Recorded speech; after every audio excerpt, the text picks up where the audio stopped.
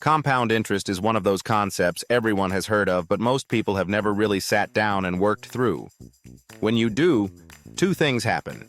You understand why investing early is so much more powerful than investing more, and you understand why carrying high-interest debt is so damaging. Both sides of that coin come from the same mechanism. In this video, we're running the actual numbers across 4 areas: what compounding really is and how it works mathematically, the staggering difference between starting at 22 versus 32, how fees quietly destroy your compound growth, and how to set up a system that puts this to work automatically. Compound interest is simple to explain and easy to underestimate.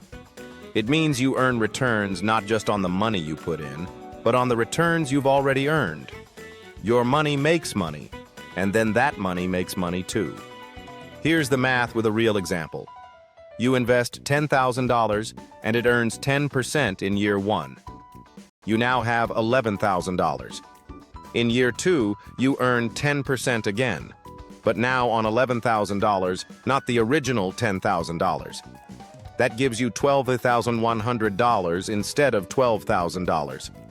The extra $100 seems trivial. Over 40 years at that same rate, that $10,000 grows to over $450,000. You put in $10,000.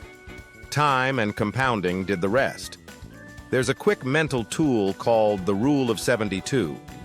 Divide 72 by your annual interest rate, and you get roughly how many years it takes your money to double. At 6%, your money doubles every 12 years. At 10%, every 7.2 years. The higher the rate and the longer the runway, the more dramatic the result. The important thing to understand about compounding is that the growth isn't linear. It's exponential. The first decade feels slow. The last decade is where the dramatic numbers appear. This is why people who start early and leave their money alone consistently outperform people who start late but invest more. Time is the ingredient you can't buy back. Why starting at 22 versus 32 is a 6-figure difference. The most counterintuitive fact in personal finance: investing less money for fewer years, but starting earlier often beats investing more money for longer, just by starting later. Here are the real numbers from Federal Reserve Bank of St. Louis data, assuming an 8% annual return. Investor A starts at 25. They invest $5,000 per year for 10 consecutive years, then stop completely at age 35. They never invest another dollar. By age 65, they have approximately $787,000. Investor B starts at 35, 10 years later. They invest $5,000 per year for 30 consecutive years, right up until age 65. They put in 3 times as much money, $150,000 total versus $50,000. By age 65, they have approximately $611,000. Investor A put in 1/3 the money and ended up with more. That's not a typo. That's what a 10-year head start on compounding produces. This isn't an argument that you shouldn't invest if you're starting later. Investor B still ended up with over $600,000. But it illustrates in concrete terms what waiting costs. Every year you delay is a year of compounding that never happens. Unlike almost every other financial mistake, this one can't be undone by investing more later. The math just doesn't recover the same way. If you're in your 20s, the best financial decision you can make right now is to start, even with a small amount. If you're in your 30s or 40s, it's not too late. But urgency matters more with every year that passes. How fees silently destroy compound growth. If compounding builds your wealth exponentially, fees erode it the same way, just in reverse. And because the damage compounds too, most people dramatically underestimate what they're actually losing. Here's a concrete example. Say you invest $10,000 and get an 8% average annual return over 30 years.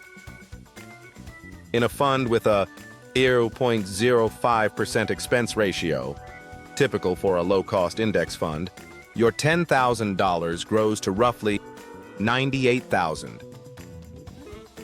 In a fund with a 0.1% expense ratio, common for actively managed funds, your $10,000 grows to roughly $74,000. That 0.95% annual difference costs you about $24,000 on a single $10,000 investment over 30 years.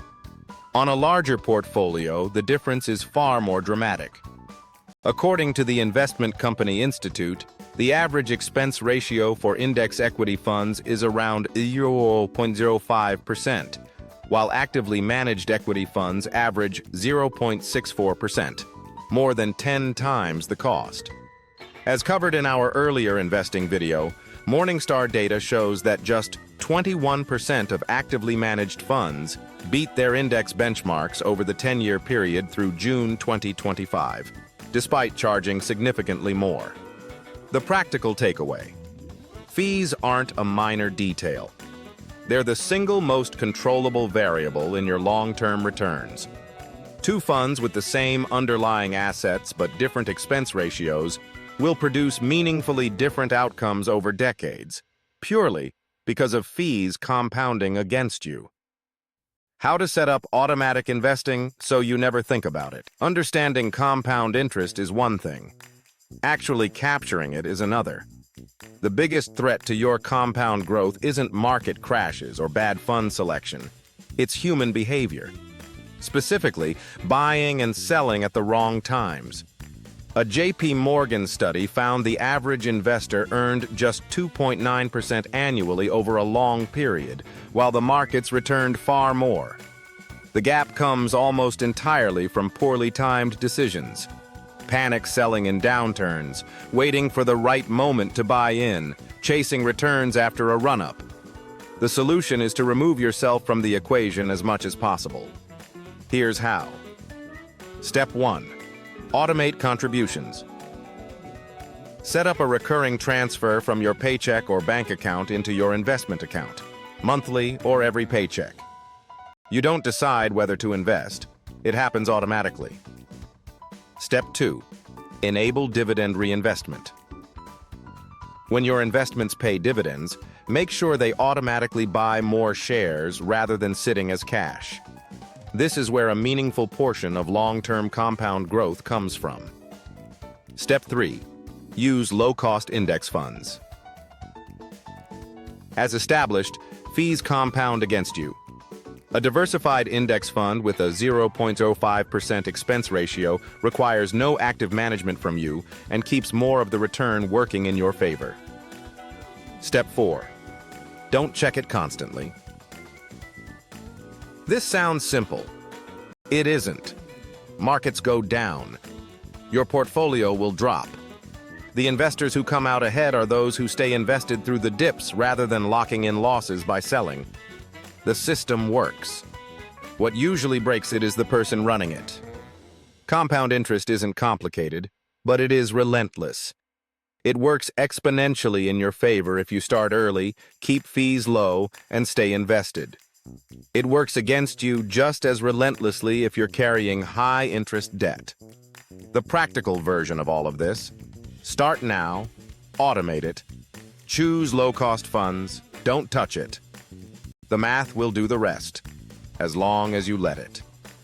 This is general information, not personalized financial advice. Consider speaking with a licensed financial advisor for guidance tailored to your situation. Subscribe for more how-to videos.